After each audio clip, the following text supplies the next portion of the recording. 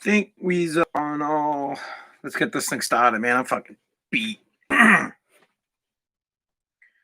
It's definitely cold in the basement. When I do the podcast, I record the podcast in my basement in Revere, Massachusetts, right up on the beach over here, and it's chilly today, but no heat. No heat until at least after the election. I'm almost no heat until after Thanksgiving. Honestly, if you get cold, take a hot shower or put on some layers. I had a hoodie on, but I took it off because when I talk, I get hot, so I tend to sweat. That's how out of shape I am. That's why I'm on the Peloton every friggin' day. I'm trying to get in shape so that when I talk, I don't sweat. But it is Monday, and there's a lot going on today, and I'm definitely not there.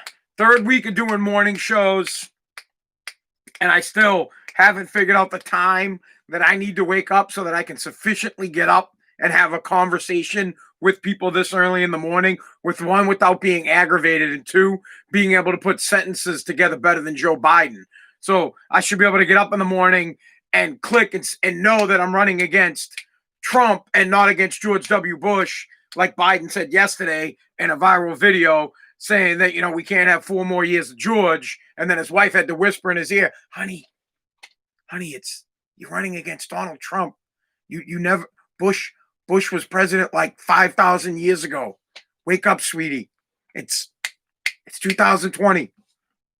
Anyways, probably talk about the Pats real quick. We're gonna have to get crazy into the Patriots. Some AOC privilege problems. She's pissed about waiting in line. I watched Borat 2. I'll talk about that. What happened in Boston with this ballot box fire is honestly disgusting. COVID for the holidays, and Massachusetts is seeing a little spike in the coronavirus and COVID-19. And I want to talk about that because I like to read between the lines on certain stories. And there's a COVID flu problem that I noticed yesterday, and we need to discuss this. This might be one of those things where I may have to get the tinfoil hat out and put it on, because this is a deep conspiracy theory that I might be starting. And I don't think I'm the only one that believes this, but we'll talk about that. This is Spazzing Out. It's America's podcast, your podcast. We do the podcast 5 times a week. Do it in the morning around 6 o'clock, runs about a half hour, 45 minutes, because I have to go to work. It'd go longer. I could talk all day. If I got paid to do this podcast would be like 10 fucking hours long. I'd sit down here, bro, and I would talk and talk. And I could care less, but I don't get paid to do this yet. Someday I will. I actually have to leave around 6:40 because I have to get to Winchester because I'm in the middle of doing a house demo. And I gotta work because I gotta make money, cash. If you don't work, you don't make money. I was just about to call everybody a bunch of cunts, but there really are a ton of, and when I say cunt, I don't mean like in the terms of like being gross about a girl or something. I'm talking about you're a bitch, like you're a coward, you're a pussy. Anyways, when we do the podcast, we're on Facebook, we're on Twitter, and we're on YouTube. Now, that's not typically how people listen to the podcast, okay? Yes, some people go back to the social media, they rewatch the video. Most people listen to Spazzing Out America's podcast on an app.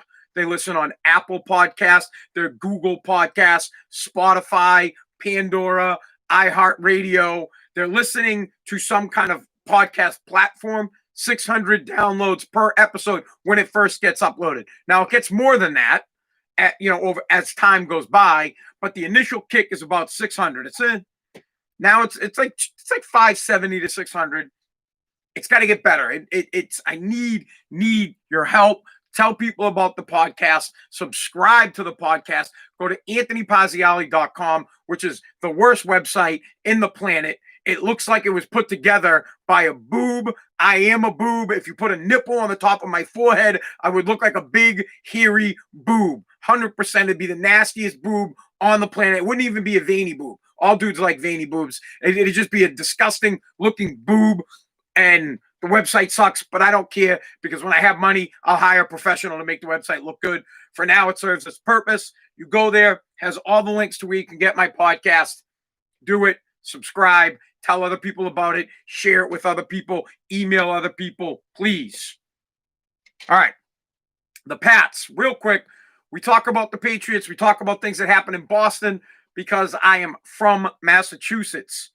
Now, I'll talk about Tampa because Tom's down in Tampa, but that's basically the extent. I don't go too far outside of Massachusetts when it's coming to sports. We don't talk about baseball because I hate baseball. The only thing good about baseball is actually going to a real baseball game and getting drunk, and nothing else is going on right now. So we have football. The Patriots got absolutely got their ass kicked last night. There's no two ways about it. The defense sucked, and the offense, obviously, the offense.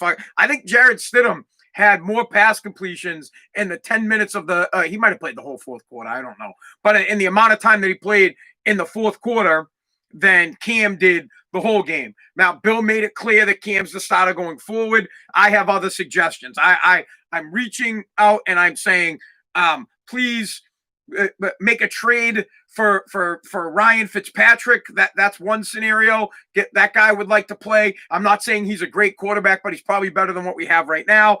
Andrew Luck is sitting on a couch somewhere. Maybe you make a phone call to Andrew Luck and get his ass off. Maybe you reach out to the Saints and get their backup quarterback, James Winston, I think. See if he's available. We bring him in. Clearly, something's going on with Cam. I don't know if he's hurt or not, but he doesn't seem to be able to throw the ball accurately. He's either overthrowing it, underthrowing it, throwing it to fucking nobody. I don't know what's up with Cam. I don't know. We know that for like the first 2-3 weeks or the first 2 weeks, he looked pretty good.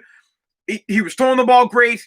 Looked like he might have been the Cam of old. Now he looks like he is the Cam and old. I don't know what's going on.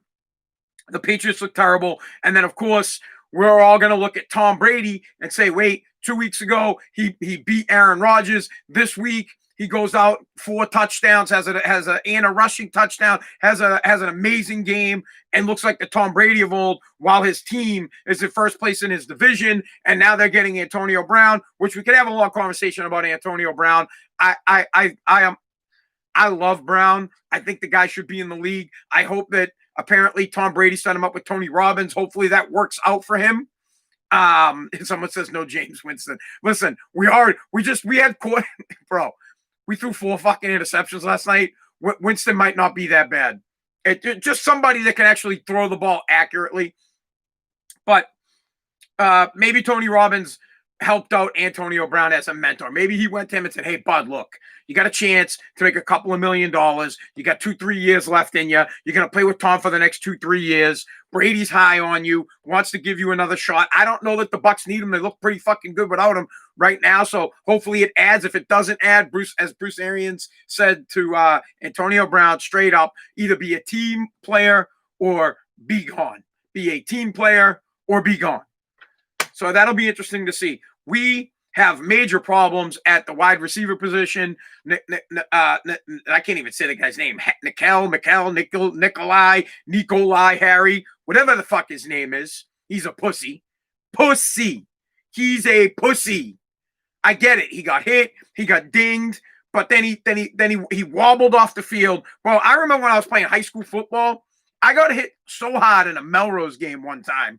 I got by this kid, Swayze. They were twin brothers. This kid hit me so fucking hard, I don't remember half the game. I remember getting hit. And then I remember like sometime in the fourth quarter coming through and looking at the coach, Dean Iverson. I was like, Coach, what's the score? And he's like, what? Looks at me, what? What do you mean? And I played the whole fucking game, both sides of the ball. I was like, yeah, well, are we winning? And coach just looked at me like, hey, Pazial, you okay? And I'm like, yeah, I'm fine. Let's fucking go. We need, like N'Keal Harry, the guy can't take a fucking hit, and then he goes off the field and he's gone. He's not our solution. He's gone. Edelman's hurt. Stop fucking playing him. There's no reason to put the guy out there until he's healthy. But let's take Julian Edelman and let's put him in a hyperbolic chamber. Let the guy get better. Get him ready for the possible chance that you might make the playoffs. It doesn't look like you will now, but it's time to shut that shit down.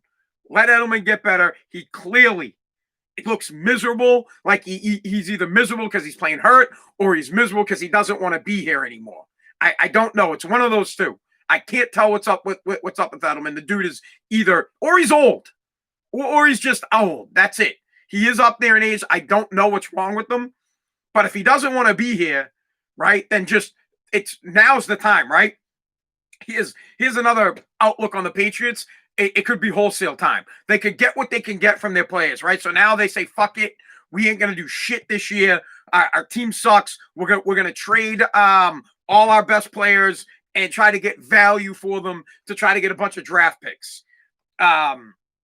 You take Gilly Lock and you fucking try to get a number 1 pick for him. I mean, at least you're definitely going to get a number 2. But so you trade away Gilly Lock, you get yourself a fucking number 1 pick.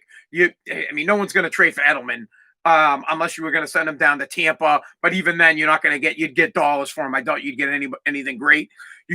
Maybe you wholesale the Pats. I don't know. It's fucking awful. We've been so lucky here for 20 years. I feel like we went in a time machine and went back into the 1990s. Before we had some success when we had Parcells, and it's fucking awful. I hate it. I feel like it's 2002, back when the Pats had that season where they absolutely sucked. They need to figure it out. They're not going to figure it out this year. I don't know what to say. Moving on from the Pats, it's depressing. I watched the whole entire game in disbelief. And you know what's worse is, remember when Tom would get his butt kicked for a little bit in a game and you still thought, like, oh, man, they're going to come back. Bro, the Pats could be down like 20 to like fucking 10 with 2 minutes left, and you'd be like, oh, Tom can still pull it off. He could do it. He could score, and then they could fucking do an onside kick and they get back. I'm watching this Pats game, and their kicker gets up, and I'm like, yeah, this is a 40-yarder. This dude's going to fucking miss it. This sucks. This is like terrible. There's nothing, honestly, the only thing to be excited about last night was that we had a tipped extra point. I mean, they got, bro, at halftime, there was 300 total offense. And, oh my God, what do we have? I think we had 60 yards of total offense at halftime. Fucking embarrassing, honestly. And then you got to think, is Belichick kind of smirking back there, being like, yeah, man, Jimmy G was our guy. I told you he was our guy. Yeah, that I wanted to keep him. He was going to be the future of the franchise. We couldn't give him fucking money to keep him because we had to keep Tom. We had to make Tom happy. So, of course, it worked out because the Pats won a few Super Bowls after that. But, boy, wouldn't it have been nice to go right from Tom to Jimmy G and go right back to winning? That would have been fucking great. But, no, it isn't great. All right. I'm off the NFL shit. So stuff we got to cover that's important, that we must talk about. Let's just do Borat real quick. I watched Borat 2. So I don't know if you guys are fans of Sacha Baron Cohen. I like his comedy. I like uncomfortable comedy. I think it's funny when people get put in a position of awkwardness, when you make someone feel awkward. And when I watch that shit on camera, I love it. When people look confused, it might not be the fun, like he's not telling jokes, but he makes people feel awkward and puts them in fucked up situations. And I love that kind of comedy because I like doing that to people. I like making people squirm. And Sacha Baron Cohen does that the best. The first Borat movie, I believe, was better. It came out in 2006. A long time ago, but I thought the first one was better. I say "quee" a lot. Jing quee. I love that. That's a Borat thing. So the big thing in the new Borat was this scene towards the end of the movie with Rudy Giuliani and the girl that is Borat's daughter. I don't know her real name. She's a blonde girl, very pretty girl, and she becomes a journalist. And she gets an interview. So, like, through the whole movie here, let me set this up better. Through the whole movie, Borat is trying to gift his daughter to an American higher-up. So, first he's going to give it to Mike Pence. Then that didn't work out. And he was going to go back to wherever the hell he's from, and he's going to get killed. Instead, he decides that he's going to gift his daughter to Rudy Giuliani. So, they have this interview with Rudy Giuliani. And where everybody gets creeped out and everybody gets fucked up is, during the interview, this girl's touching touching his knee, and Rudy Giuliani's touching her hands, and then they're in a hotel room for the interview, but then they go into the bedroom and having a drink. Rudy Giuliani lays back, puts his hand down his pants, either to tuck his shirt in or not. Listen, I'm a guy. We're all guys. There's no doubt in my mind that if Sacha Baron Cohen didn't break in to the room, Rudy Giuliani would have fucked this chick. That's it. But I'm not mad at him for that. He's a guy, and she's a fucking smoke show blonde girl. What's the guy gonna do? He's 1,000 years old. He's got a few years left in life, and he thinks that this reporter wants to have sex with him. Of course, he's gonna have sex with her. That's at what point do we get fucking shamed and yelled at and screamed at in this country for when you're an old ass dude wanting to have sex with a young blonde? Now, I don't even know if the whole thing was set up. So that's the big problem. The big problem is you don't really know how much of this was set up by Sacha Baron Cohen. How much did Rudy Giuliani know? Was it staged? Was it real? I don't know, and I don't care. All I could tell you is just the people that are upset about a grown-ass man who is going to try to have sex with a smoke show blonde are assholes. They're ignorant. I can't stand crap like that. At what point, bro, in real life, is she under 18 in real life? Because if that is, then that's fucked up. Someone, you know what? I'm going to have to Google that shit right now. Someone tell me right now, is that girl under 18 in real life? Because if she is, then that's completely fucked up. And then I'll change my view on it on 100. I didn't look that up. I know in the movie, I don't think in the movie he knows that she's under 18, but well, someone fucking tell me real quick. Someone look that up. I can't look it up. No, she is not. All right, so in real life, she's older than 18, and Rudy Giuliani, I'm sure, didn't know she was 15 until Sacha Baron Cohen came in and was like, she's 15.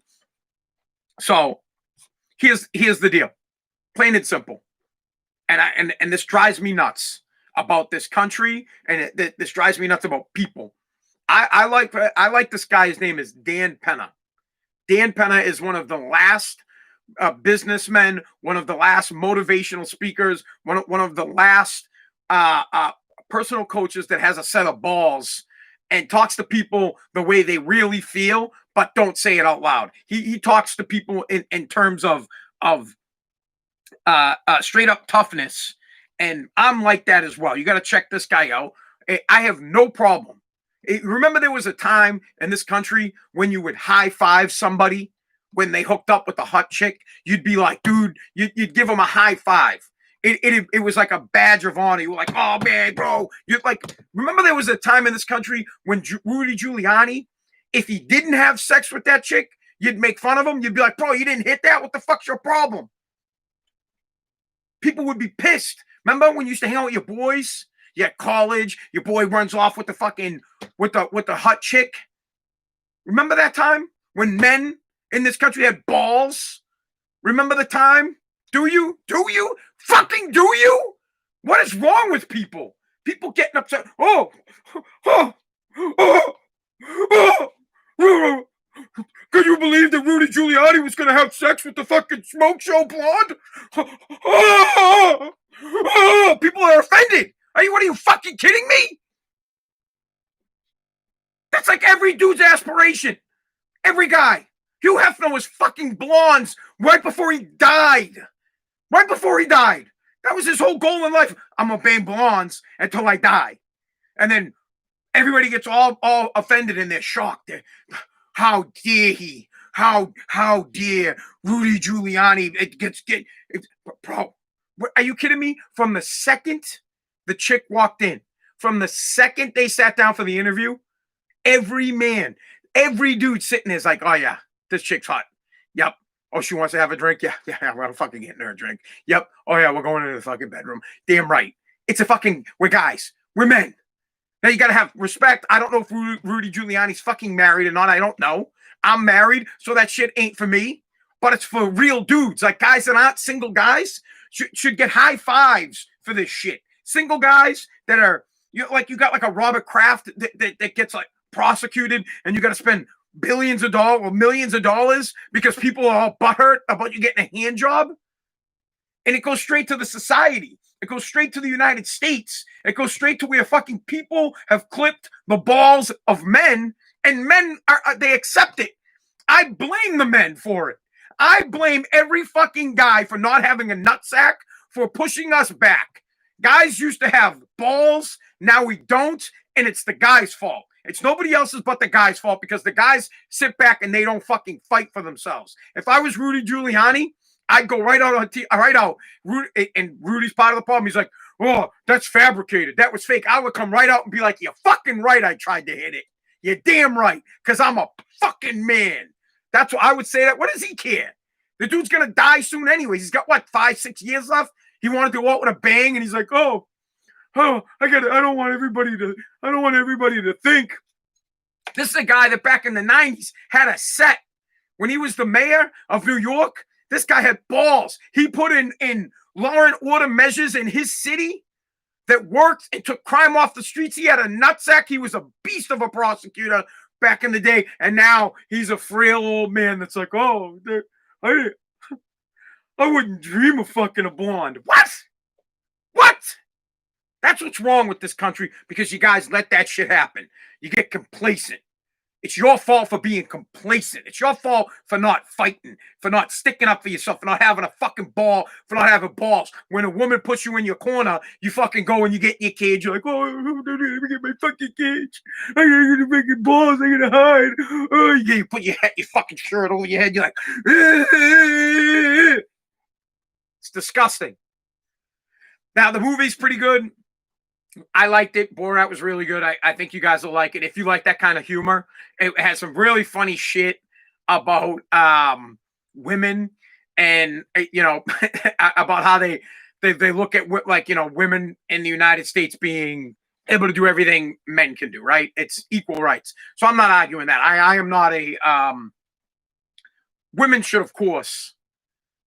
Well, all of us, everybody, we should be equal, but we shouldn't be less equal. Like a man shouldn't have less rights and shouldn't have to worry about shit because of their fear that they're going to get prosecuted. And the other line, like, I can't, man. I can't pussyfoot around this shit. It's garbage. It's fucking garbage. People are going nuts on Giuliani because he wanted to have sex with the fucking blonde. So what?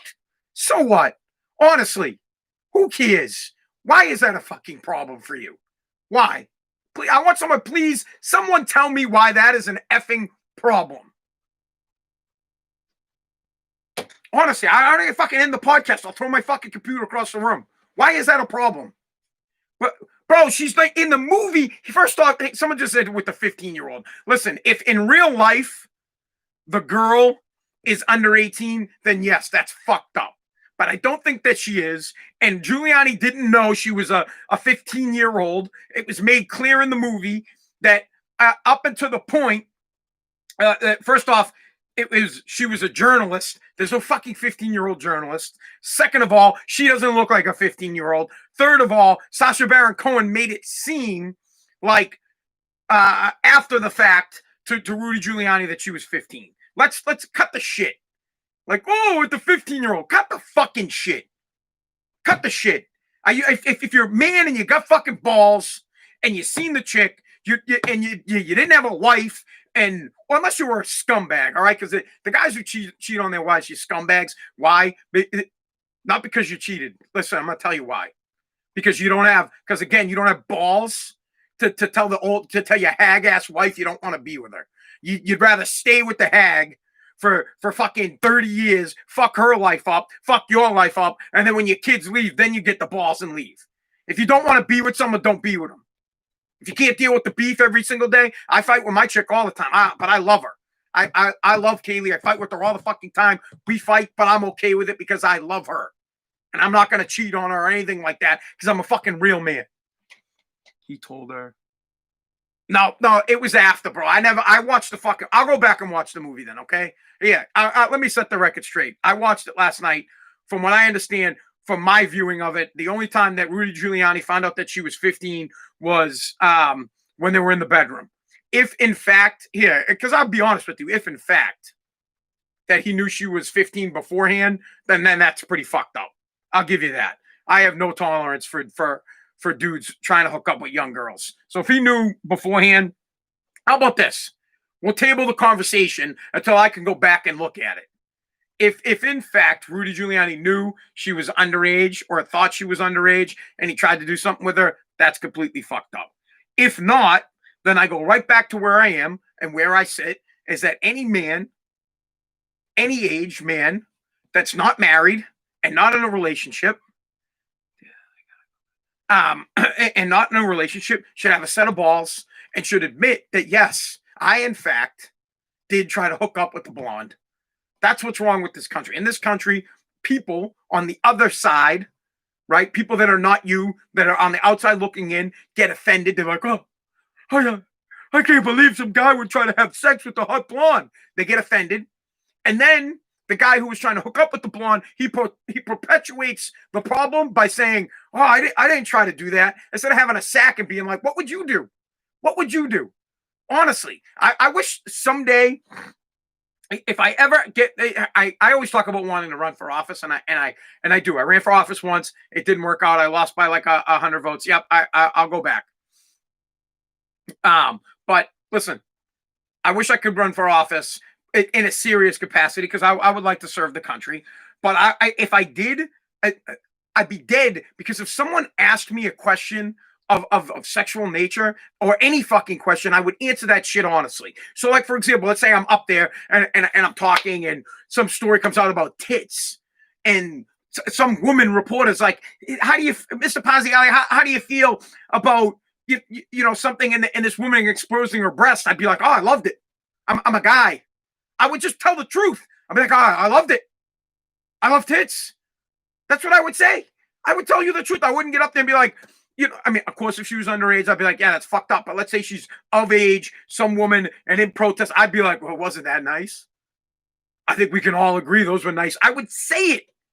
I would fucking say it. There's no reason to beat around the bush. There's no reason to lie. We're not, and people buy the lie. This is great. I'm going to give you people in the United States of America right now. You're all watching your news.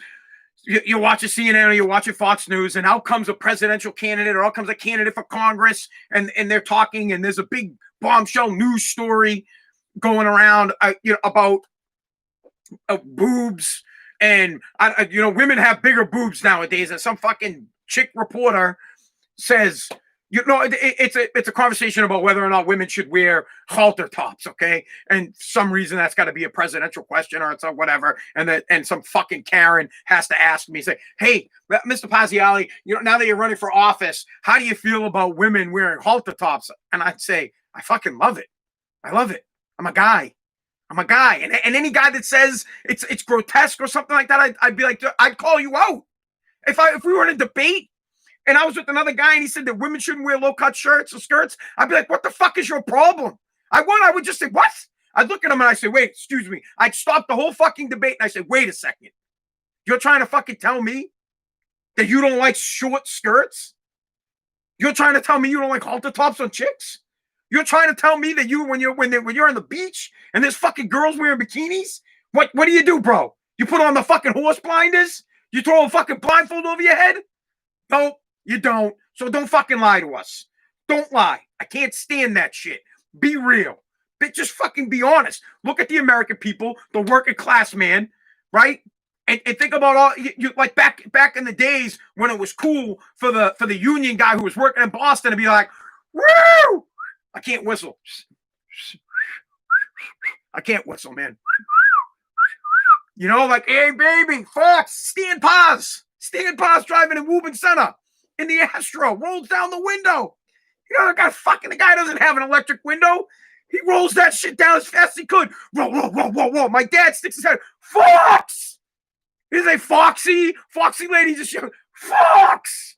Chick fucking looks, smiles. My dad's got that big grin on his face. Like, yeah. Can't do that shit anymore. God forbid. Fucking crazy. All right. We're going to move on from this topic because a couple other things that are real important. Then I got to get going to work. All right. Massachusetts here. Just this a little news update for you guys here in Massachusetts. Apparently, and I'm going to tie this in with a conspiracy that I have. So apparently, there is a major spike in Massachusetts and coronavirus cases. For the past 2 days, over 1,000 cases, 1,000 positive cases here in Massachusetts. 13 cities in Massachusetts have been rolled back starting today into phase one. They've been rolled back to phase one. It's Acushnet, which is like down, it's New Bedford, Brockton, Chelmsford, Holyoke, Hudson, Kingston, Lancaster, Malden, Plymouth, Randolph, Waltham, Webster, and God's City, Woburn, Massachusetts, which is my city. That's where I'm from.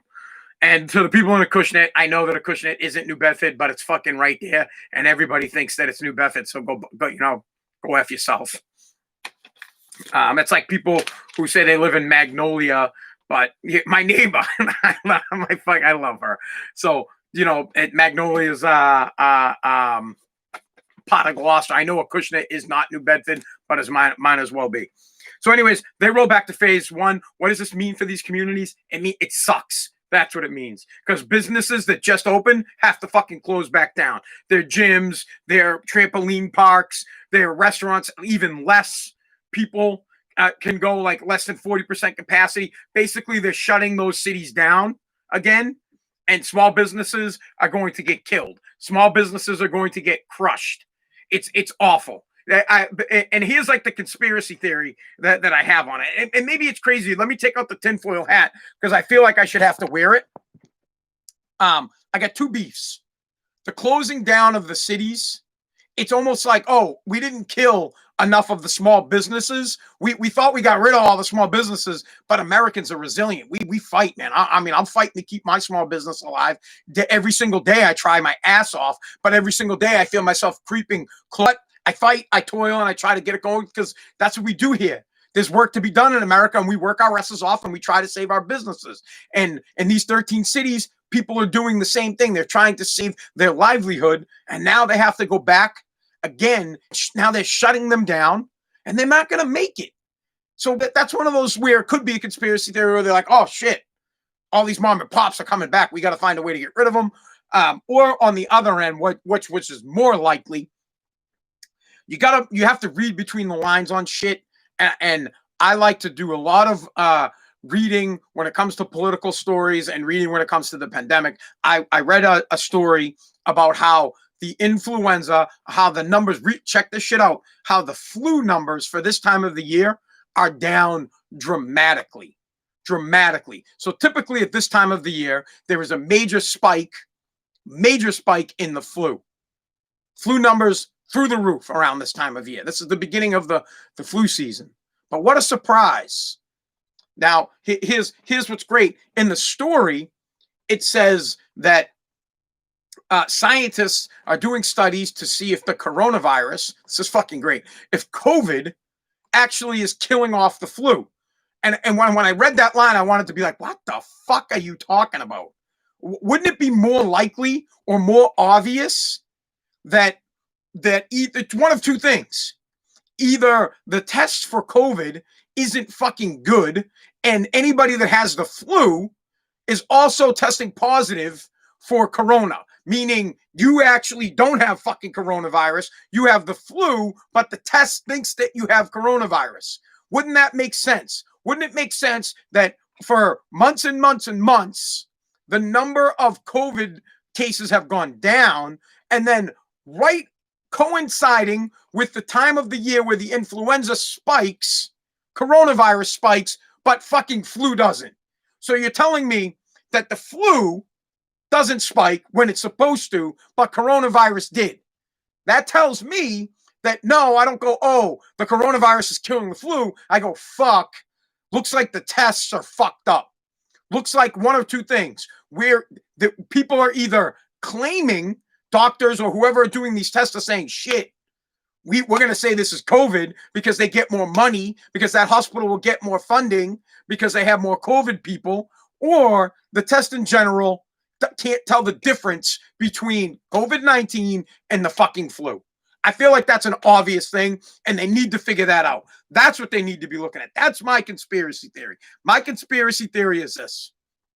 We've done a great job with with the curve on COVID. We've done a great job of bringing down COVID-19 numbers. And right around the same time that you would see a spike in the flu, we don't see a spike in the flu. We actually see record low flu numbers. But now we're starting to see highs in the coronavirus. And to me, that's like, yeah, okay. Dude, I'm just a bum. I'm just a bum, right? That does a podcast in his basement. That podcast ain't even good enough to fucking get advertising yet. And just a demo trash guy. And when I see the story, I go, huh. I mean, maybe I should be a scientist. Maybe that should be me. Maybe I should be a scientist. Maybe these guys are so fucking smart that they're too smart and they can't figure out the obvious and they can't go, what a coincidence. And then they don't go, oh, maybe the tests are fucked up. Maybe the tests look at the flu and say, oh, they can't tell the difference. I don't know if that makes sense to you guys, but to me, it's glaring. To me, there is an obvious undercover bullshit going on or something that we don't know about, that it's clear that if this time of year we have high numbers in the flu, and all of a sudden this year the flu numbers are bottoming out, but coronavirus is spiking, that to me says there is something wrong with the tests that they are using, because sure as shit, there are a ton of people right now that have the flu that think they have fucking COVID and they actually have the flu because the tests are fucked up. Period. I'm ending it on that. That's literally. I feel like it's and here's what they're doing. They think that maybe it did. All right. Hey, I understand that scientists actually take viruses and attack other viruses with it. So you know what? Maybe I'm wrong. Maybe COVID has wiped out the flu. Maybe we've gotten rid of the flu. Maybe COVID-19 was created in a lab for the reasons of killing off the flu. And then they realized that shit, this thing's so deadly. Not only does it kill the flu, it fucking kills the person that has it. And then it broke out. I don't know. That is a possibility. That's some real tinfoil hat shit. I don't know. That's moonbatish, mutinish. I would like to think more or less that the tests that we use to identify COVID also think that they can't tell the difference.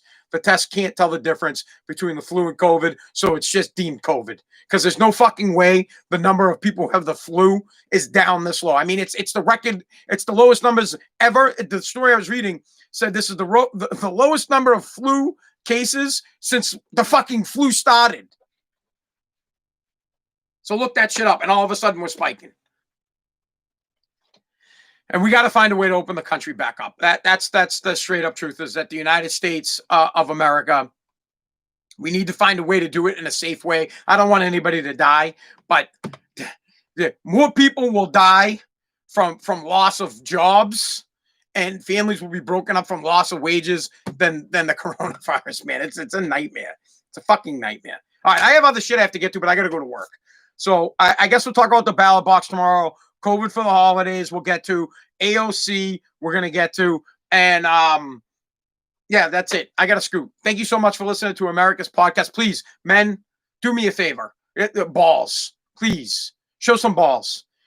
No more of this just agreeing to agree. Because when you agree to agree, you set us back. That's right. The white man is getting pushed back into a corner. I'm not saying we got to beat people, and I'm not saying that we have to, I'm not talking about oppressing. I want to be equal. I want a fair shake. Like everybody, when I show up somewhere to get a job when I show up, Anthony does, to a job for a bid, or when I put in for something, right? I want to be judged on my record and how hard of a worker I am. I don't want them to look first and say, well, we have a lady who's also trying to get this. We have an African-American who's also trying to get this. We have a Native American who's trying to get this job. And then we have the white guy who's trying to get the job. And then what they do right off the bat, without even looking at your credentials, is they tear up the white guy. They say, yep, we don't want the white guy, because they get a shit ton of benefits for hiring the woman, the African-American, or the Native American, thereby oppressing